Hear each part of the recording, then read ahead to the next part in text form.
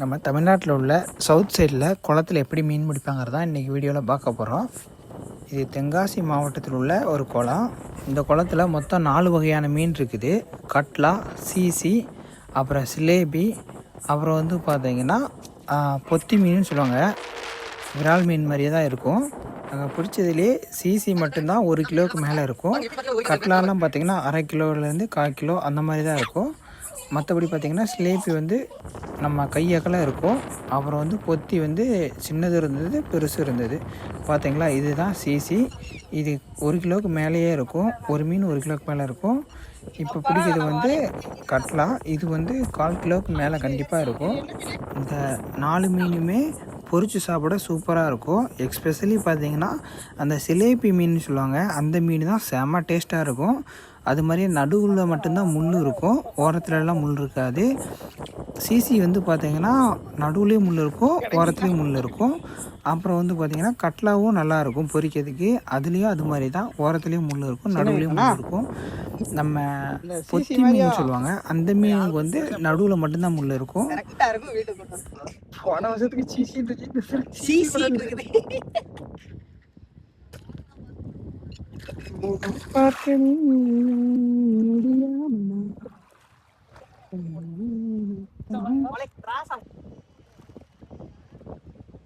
Super G, கரெக்டான நேரத்தில் video எடுத்து காமிச்சு.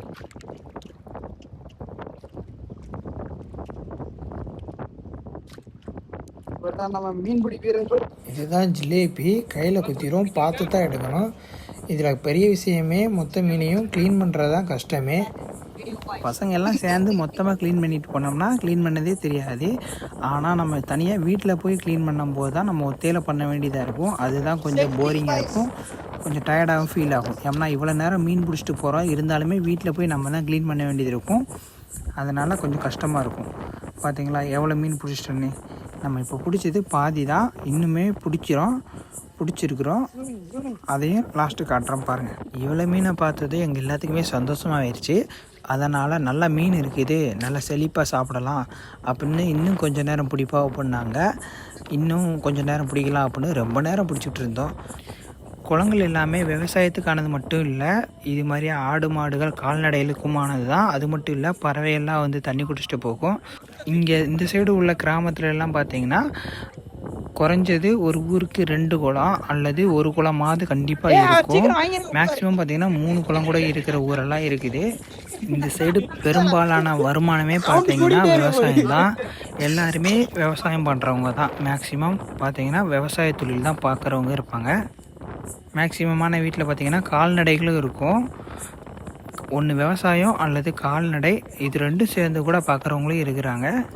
ஏன் இதை சொல்கிறேன்னா, ஊருக்கு 2 குளம் 1 குளம் வைக்கிறதுக்கு காரணமே எல்லாருமே விவசாயம் பண்ணுறாங்க. அதனால தான் ஊருக்கு 1 குளம் 2 குளம் கண்டிப்பாக இருக்குது. அந்த காலத்துலேருந்தே இருக்குது, இதெல்லாம் புதுசு கிடையாது. நாங்கள் இந்த சைடு பெரும்பாலும் பார்த்திங்கன்னா 2 வகையான வலையை யூஸ் பண்ணுவோம். ஒன்று நாங்கள் வலையை போட்டுட்டு வெளியில் உட்காந்துக்குருவோம், அப்புறம் போய் மீன் எடுக்கிற மாதிரி இருக்கும். இன்னொன்று இது மாதிரி அரிச்சு எடுக்கிற மாதிரியே இருக்கும். மேக்ஸிமம் பார்த்திங்கன்னா 2 வலையுமே யூஸ் பண்ணுவோம். ஏன்னா ஒன்று போட்டு விட்ருவோம், அந்த கிடக்கிற வலையை விட்டுட்டு இன்னொரு வலை நாங்கள் இது மாதிரி அரிப்போம். இது அரிக்க மீனெல்லாம் கலைஞ்சி போய் அந்த வலையில் போய் மாட்டிக்கும். ஸோ நாங்கள் பார்த்திங்கன்னா இதில் 2 வகையான பெனிஃபிட் இருக்குது. அரிக்கும் போதும் மீன் கிடைக்கும், அது மாதிரியா நம்ம போட்டிருக்க வலையிலையும் மீன் கிடைக்கும். நாங்கள் மொத்தம் 7 பேர் போனோம். 7 பேருக்குமே போதுமான அளவு மீன் கிடச்சிது. அந்த குளத்தில் நாங்கள் மட்டும் பிடிக்கல, எங்கள் பக்கத்து ஊருக்காரங்களாம் வந்திருந்தாங்க. ரொம்ப டீம் பிடிச்சது. நாங்கள் மட்டும் இல்லை, கிட்டத்தட்ட ஒரு 3 டீம் வந்தது. நாங்கள் தான் அதில் கம்மியான மெம்பர்ஸ், ஒரு 7 பேர். மற்றவங்கெல்லாம் பார்த்திங்கன்னா 15 பேர் 10 பேர் அந்த மாதிரி மொத்தமாக வந்திருந்தாங்க. ஆனால் போனது நாங்கள் தான், லாஸ்ட்டாக வெளியில் வந்ததும் நாங்கள் தான். இதில் மேன் ஆஃப் த சீரீஸ் வாங்கினது இந்த டீமு தான். ஏன்னா இவங்க வலையில் தான் பெரிய பெரிய மீனாக அம்பிட்டது. மீன் பிடிக்கும்போது கஷ்டமான விஷயம் என்னென்னா, நம்ம பக்கத்தில் உள்ளவங்களுக்கு நல்லா கிடச்சி நமக்கு கிடைக்காம இருந்துச்சுன்னா ரொம்ப கஷ்டமாக இருக்கும். அது மாதிரியா வலையிலேருந்து இந்த மீன் எடுக்கிறது ரொம்ப கஷ்டங்க. கையிலெல்லாம் அறுத்துரும், வலை அறுத்துரும், அல்லது மீன் எல்லாம் குத்திரும். சிலேபியெல்லாம் பிடிச்சிங்கன்னா கண்டிப்பாக கையில் குத்திரும். நம்ம முள் குத்தினா எப்படி, அது மாதிரி தான் எடுக்க தெரியாமல் எடுத்தோம்னா குத்திரும். சிசி எல்லாம் பரவாயில்ல, ஆனால் சிசி ரொம்ப ஆக்டிவாக இருக்கும். ஏன்னா ஒழுங்கான முறையில் பிடிக்கலனா, கரெக்டாக பிடிக்கலனா அது வந்து பார்த்தீங்கன்னா வழுகி ஓடியே போயிடும். அவ்வளோ ஆக்டிவாக இருக்கும். இப்போ வந்து நம்ம கட்லாலாம் பிரச்சனையே இல்லை. இது மாதிரி செதிலில் ஓட்டி நம்ம எடுத்துடலாம். ஆனால் அந்த வலையிலேருந்து எடுக்கும்போது மட்டும்தான் கையில் வந்து வலை அறுக்கும். இப்போ காட்டுறேன் பாருங்கள், அந்த மீனை வந்து எவ்வளோ அழகாக வலையிலேருந்து எடுக்கிறாங்கன்னு நான் இப்போ காட்டுறேன் பாருங்கள். இது சின்ன மீன், வலை வந்து கொஞ்சம் பெருசு, அதனால் சின்ன மீனெல்லாம் கொஞ்சம் ஈஸியாக எடுத்துடலாம். ரொம்ப சின்ன மீனெல்லாம் இந்த வலையெல்லாம் கிடைக்காது. நம்ம வந்து பொத்தி அப்புறம் வந்து பார்த்திங்கன்னா ஜிலேபியெல்லாம் பெரும்பாலும் நம்ம அரிப்பு வலையில் தான் எடுக்க முடியும். இந்த மாதிரி வலையில் வந்து பெரிய ஜிலேபி மட்டும்தான் கிடைக்கும். இந்த ஒரு மீன் கிடச்சிருக்குது. இது என்ன மீனுன்னு பார்க்கலாம். நல்லா பெருசாக இருக்குது. ஓகே ஓகே ஓகே இது வந்து சிசி மீன். இது 1 கிலோவுக்கு மேலே இருக்குங்க. இந்த குளத்துலேயே பெரிய மீன் இந்த மீன் தான். இந்த மாதிரி மீன் தான், சிசி மீன் தான் பெருசாக இருந்தது. மற்ற எல்லாமே சின்னதாக தான் இருந்தது. இதை வந்து வெளியில் எடுக்கிறதுக்கு, வலையை விட்டு எடுக்கிறதுக்கு கொஞ்சம் கஷ்டம். தம்பி டென்ஷன் ஆகிட்டான். இந்த சீசிங்கிற மீன் வந்து நம்ம வலையவே தாண்டி ஓடிடும். இதான் மீன், நல்லா பார்த்துக்கோங்க. பாருங்க எப்படியும் பார்த்தீங்கன்னா ஒரு 1 கிலோ தேரும் ஃப்ரெண்ட்ஸ். நல்லா பாருங்க 1 கிலோ தேரும். இப்போ பார்த்தீங்கன்னா நம்ம சாக்கு உள்ள போட போகிறோம். சாக்குள்ள பார்த்தீங்கன்னா ஒரு 25 கிலோ மீன் கிடக்கு. பட்டெல்லாம் ஒரு 55 கிலோ மீன் கிடக்கு ஃப்ரெண்ட்ஸ். வாங்க கரையில் போய் நாங்கள் உங்களுக்கு காமிக்கிறோம். இவர் சொல்லியிருந்த மாதிரியே அந்த சாக்குக்குள்ளே 25 கிலோ மீன் இருக்கும். ஆனால் எல்லா மீனும் சேர்த்து 25 கிலோ இருக்கும். இவர் சொன்ன மாதிரி 55 கிலோ மீன் இருக்கும். லாஸ்ட்டு பிடிச்சிட்டு போகும்போது பார்த்தீங்கன்னா 50 கிலோவுக்கு மேலேயே பிடிச்சிருந்தோம் மொத்த மீனை பார்க்கும்போது. இவர் கையும் ரொம்ப அறுத்துட்டு வலிக்கு அப்படின்னாரு. பாருங்கள் எவ்வளோ அடிபட்டிருக்குன்னு கையை காட்டுவார். இப்போ பாருங்கள் அங்கங்கே கீச்சிருக்கும். கீச்சினது இது ஒரு 2 நாளைக்கு வலிக்கும். நம்ம காரமான சாப்பாடு சாப்பிடும் போதெல்லாம் ரொம்ப காந்தும் இந்த இடம். நம்ம நெருங்கின நண்பர் கூடலாம் மீன் பிடிக்க போனோம்னா இது மாதிரி தாங்க ஜாலியாக விளையாண்டுக்கிட்டே பிடிக்கலாம்.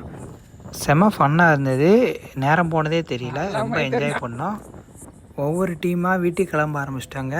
சரி ஓகே நம்மளும் வலையை சுருட்டிட்டு கிளம்பிடலாம் அப்படின்னு சொல்லும்போது தான் நல்ல பெரிய பெரிய மீனாக கிடச்சிது. அதனால் நாங்கள் வந்து பாதி வலையை சுருட்டிட்டு பாதி வலையிலேயே மீன் பிடிக்க ஆரம்பிச்சிட்டோம். ஏன்னா இந்த பெரிய வலையை இழுக்க ஆரம்பிச்சிட்டோம். இதை இழுத்ததுமே பெரிய பெரிய சிசி மீனாக கிடச்சிது. நாங்கள் வீட்டுக்கு போகிற நேரத்தில் தாங்க நல்ல நல்ல மீனாக கிடச்சிது. ஃபஸ்ட்டு ஒரு இடத்துல வலை விரிச்சிருந்தோம். அந்த இடத்துல வந்து நார்மலாக தான் கிடச்சிது. அப்புறம் 2வது வந்து கொஞ்சம் சகதியாக உள்ள இடத்துல விரிச்சிருந்தோம். அதில் தான் நல்லா ரொம்ப மீன் கிடச்சிது. அப்புறம் வந்து பார்த்திங்கன்னா நாங்கள் வலையை எடுத்துகிட்டு போகும்போது அரிச்சல்ல, அதில் தான் ரொம்ப மீன் கிடச்சிது. அந்த அரிப்பு வலையை, அந்த சின்ன வலையை வந்து ஒரு 4 பேர் வந்து சும்மா கைட்டு பிடிச்சிக்கிட்டு இருந்தாங்க. ஜிலேபி அந்த மாதிரி தான் பிடிச்சிட்டு இருந்தாங்க. அவங்க வந்து கேட்டிருந்தாங்க. ஸோ அந்த வலையை அவங்கள்ட்ட கொடுத்துட்டோம். சரி நீங்கள் பிடிங்க அப்படின்னு. யார் என்ன ஏதுன்னு தெரியாது. இருந்தாலுமே சரி ஓகே கேட்காங்களே அவங்களுமே பிடிக்கட்டும் அப்படின்னு நினச்சி தான் கொடுத்துருந்தோம்.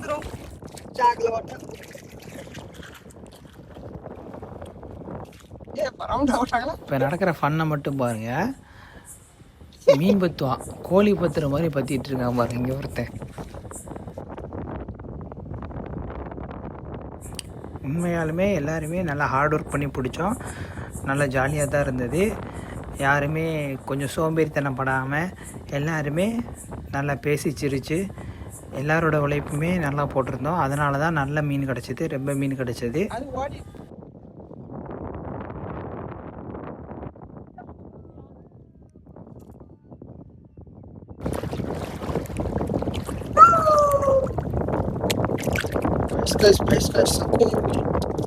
ஒன்னா போடும் சரியான சைஸ். எப்படியோ அப்படியே விட்டது.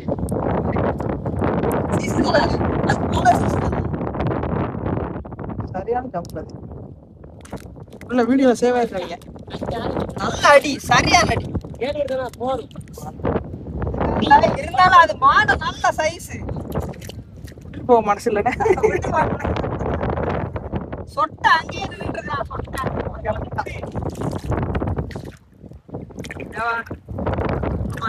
இது கொஞ்சம் சைஸா அப்படி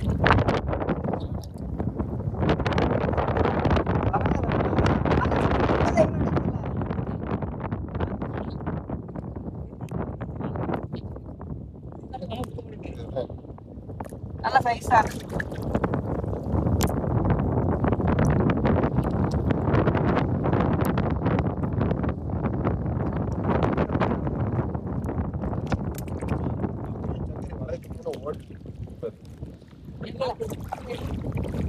கொண்டு அந்த கடைக்கு போ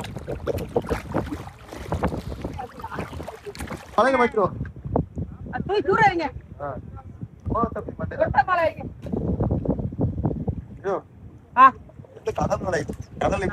ஃபர்ஸ்ட் வந்து நம்ம தான், லாஸ்ட் போறது நம்ம தானே.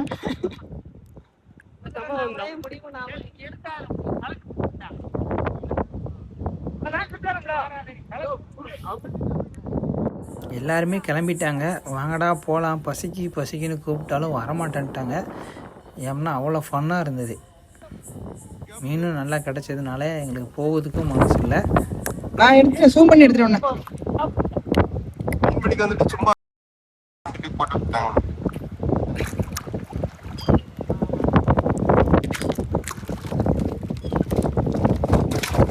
பெருசுன்னா இது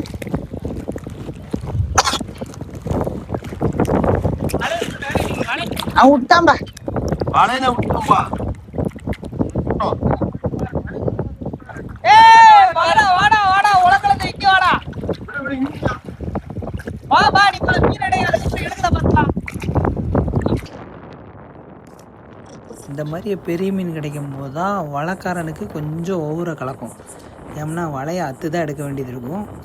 வலைக்காரனுக்கு கொஞ்சம் கஷ்டமாக தான் இருக்கும். வலைக்காரனை கூப்பிட்டு வரல. இந்த வீடியோ பார்த்தோம்னா கதறுவான்.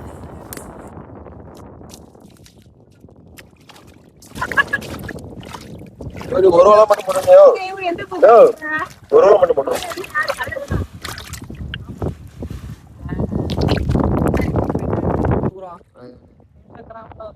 யாரு பேசவே தெரியல. விட்டுருவான் அவனை போய் பிடி சொல்றாத்தியா அவன் யாரை பார்த்து என்ன வச்சு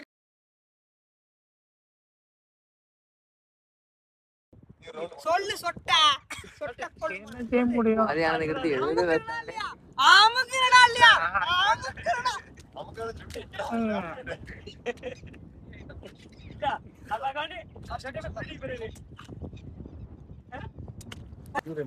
அப்படி கலக்காணிக்கு எழுத்து போ கெட்டி பெருங்க அப்படி கலக்காணிக்கு அங்க எழுத்து வளைய ஏன் அங்க போய் ஓரத்துல தண்ணி கொட்டிக்கலாமா நடு பூண்டு கொட்டா சாமி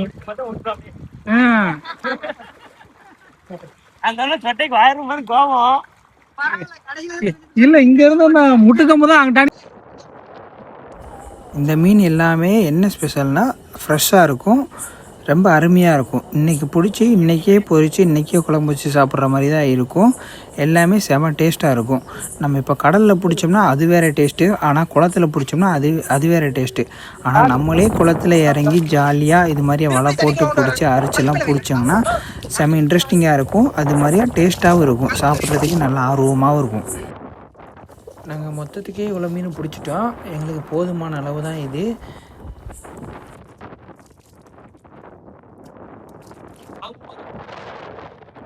இதில் பெரிய விஷயம் என்னென்னா பிடிக்கிறதுக்கு வந்து கஷ்டமே இருக்காது, ஜாலியாக பிடிச்சிட்டு போயிடலாம். ஆனால் க்ளீன் பண்ணுறோம் பார்த்தீங்களா, அதுதான் ரொம்ப கஷ்டம். க்ளீன் பண்ணும்போது ரொம்ப கஷ்டமாக இருக்கும். நீங்களே பார்த்து சொல்லுங்கள், குளம் பெருசு ஆனால் தண்ணி எவ்வளோ கம்மியாக இருக்குன்னு. இவ்வளோ சின்ன குளத்தில் இவ்வளோ நல்ல மீன் பிடிக்கலாம்னு நீங்களே பார்த்துட்டு தான் நம்பியிருக்க மாட்டீங்க. அவ்வளோ மீன் இருந்தது, இன்னுமே மீன் கிடக்கு. அடுத்த வாரம் போகலாம். பாருங்கள் ஒரு ஆளுக்கு எத்தனை மீன் வந்திருக்குங்கிறது. இதுதான் என்னுடைய பங்கு. இதில் வந்து ஜிலேபி 4 மீனுமே இருக்கும். இதில் உள்ள 4 வகையான மீனையும் 4 விதமாக க்ளீன் பண்ணணுங்க. ஒவ்வொரு மீனுக்கும் வேறு வேறு விதமாக தான் க்ளீன் பண்ணணும். இதில் வந்து ஒரு 3 மீனுக்கு வந்து செதில் எடுக்கணும். ஜிலேபிக்கு வந்து பார்த்திங்கன்னா செதில் எடுக்கணும்னு அவசியம் இல்லை. தலை வாலி எல்லாத்தையும் கட் பண்ணிவிட்டு குடலெல்லாம் எடுத்துட்டு அப்புறம் வந்து பார்த்திங்கன்னா தொலியவே போயிச்சிடலாம். மற்ற 3 மீனுக்குமே செதில் எடுக்கணும். செதில் எடுத்துட்டு வால் தலை எல்லாமே கட் பண்ணணும். உங்கள் குழம்பு இன்னும் டேஸ்ட்டாக இருக்கணும்னா நீங்கள் வந்து மண்டையை கூட க்ளீன் பண்ணி போட்டுக்கலாம். இன்றைக்கி மீன் பிடிக்க போனதால் மதிய சாப்பாடு கட் ஆகிட்டு மதிய சாப்பாடு சாப்பிடலை. 5 மணிக்கு தான் மீன் பிடிச்சிட்டு வந்திருந்தோம். 11 மணிக்கே போயிட்டோம். காலையில் 11 மணிக்கே போயிட்டோம். 5 மணிக்கு தான் வந்திருந்தோம். அதனால் நாங்கள் சாப்பிட்றதுக்கு முடியலை. 5 மணிக்கு சாப்பிட்டா அப்புறம் நைட்டு வந்து மீன் சாப்பாடு சாப்பிட முடியாதுன்னு 5 மணிக்கும் சாப்பிடலை. ஒரேடியாக நைட்டு சாப்பிட்டுக்கலான்னு விட்டாச்சு. வந்த வேகத்துலேயே சூட்டாக மீனெல்லாம் ஃப்ரெஷ்ஷாக க்ளீன் பண்ணியாச்சு. க்ளீன் பண்ணி கொஞ்சத்தை ஃப்ரிட்ஜில் வச்சுட்டு கொஞ்சத்தை வந்து எங்கள் அக்கா வீட்டுக்கு கொடுத்துருந்தேன். அப்புறம் வந்து பார்த்துருந்தீங்கன்னா பொரிக்கிறதுக்கு தனியாக, குழம்புக்கு தனியாக எல்லாத்தையும் எடுத்து வச்சாச்சு. எடுத்து வச்சு இவ்வளோ மீனையும் ஒத்தையிலேயே க்ளீன் பண்ணணுமேனு கஷ்டப்பட்டுக்கிட்டு இருந்தேன். என் ஒய்ஃப் வந்து அந்த செதில் மட்டும் சீவி கொடுத்தாங்க. அப்புறம் வந்து நானே எல்லாமே பண்ணிட்டேன். என் பொண்ணு பக்கத்துலேயே தான் இருந்தால் மீனுன்னா நல்லா சாப்பிடுவா. அவளுக்காகவே போக வேண்டியதாக இருந்தது. இவ்வளோ மீனை பார்த்ததில் எனக்கு இருந்த சந்தோஷத்தை விட என் பொண்ணுக்கு தான் ரொம்ப சந்தோஷமாக இருந்தது. இவ்வளோ கஷ்டப்பட்டாலுமே என் பொண்ணு சந்தோஷப்படுதானே இந்த கஷ்டத்தெல்லாம் எனக்கு கஷ்டமாகவே தெரியலை. ஜிலேபியை இந்த மாதிரி தோலை உரிச்சிட்டு மசால் தடவி நல்லா முருகலாக பொரித்து அப்படியே சாப்பிட்டீங்கன்னா சூப்பராக இருக்கும். இப்போ வந்து நைட் சாப்பாடுக்கு மட்டும் தேவையான மீனுக்கு மசால் தடவி வச்சாச்சு. ஓகே, வாங்க பொரிச்ச மீனை பார்க்கலாம். இது வாங்க பொரிச்சது பார்த்தீங்களா, எவ்வளோ முருகலாக பொரிச்சிருக்கு. பார்க்கும்போதே சாப்பிடணும்னு தோணுதா? அப்படியே மீனை பிச்சு வாயில் போடும்போது செம டேஸ்ட்டுங்க, செம சூப்பராக இருந்தது. இதில் இருக்கிற எல்லா மீனை விட ஜிலேபி தான் செம டேஸ்ட்டுங்க.